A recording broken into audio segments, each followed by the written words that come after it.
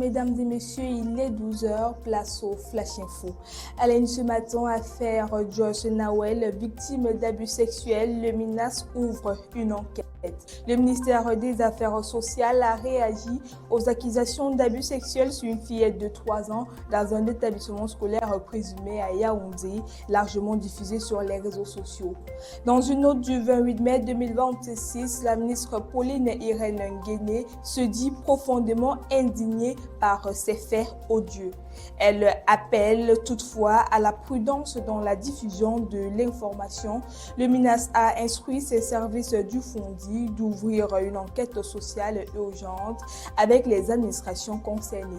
Si les faits sont confirmés, l'enfant et sa famille bénéficieront d'une prise en charge psychologique immédiate. Une cellule d'écoute sera aussi installée dans l'établissement pour les élèves, parents et personnels. Le ministère appelle à la protection des enfants.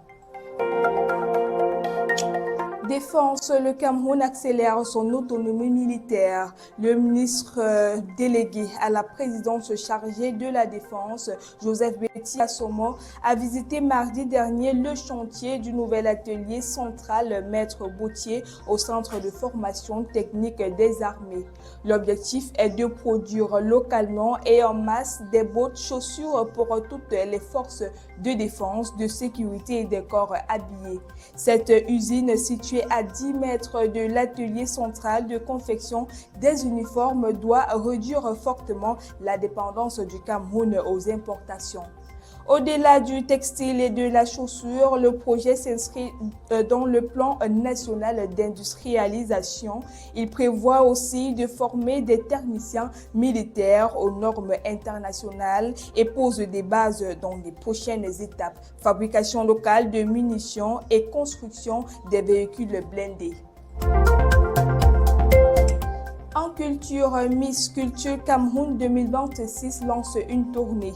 H.C. Voline, encore appelée Lady Earth, désignée Miss Culture Cameroun 2026, a lancé hier 28 mai une tournée culturelle dans le Nord-Ouest. Objectif, inciter les Camerounais et Africains à redécouvrir, préserver et valoriser leur identité culturelle. La première étape met en lumière le patrimoine du peuple entre architecture traditionnelle, histoire, chefferie et coutumes vivantes. La tournée se poursuit donc aujourd'hui 29 mai 2026 avec pour thème préserver notre patrimoine, célébrer notre diversité. Sivoline veut pousser les Africains à se tourner vers leurs valeurs et récits ancestraux avant les frontières et influences extérieures. Elle appelle à l'unité et au soutien. Elle précise que ce n'est pas pour s'amuser, mais un poids et une mission qu'elle doit accomplir.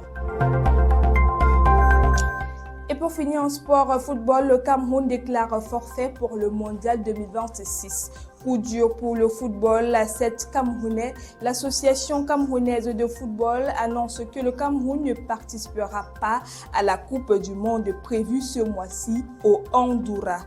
Malgré les efforts de l'instance, les blocages logistiques et administratifs ont eu raison du déplacement. L'autorisation d'entrée au Honduras a été obtenue, mais le visa de transit exigé par l'ambassade du Brésil n'est pas arrivé à temps. Pire, la compagnie aérienne chargée du transport a suspendu ses vols au départ et à destination du Cameroun, rendant le voyage impossible. L'association remercie le staff, les joueurs et les supporters pour leur mobilisation et confirme que tous les droits et les primes dues ont été payés. Les Lions retournent donc dans leur club en attendant la prochaine CAN. Et c'est tout pour votre bout d'actualité ce matin, mesdames et messieurs. Merci de nous avoir suivis jusqu'au bout.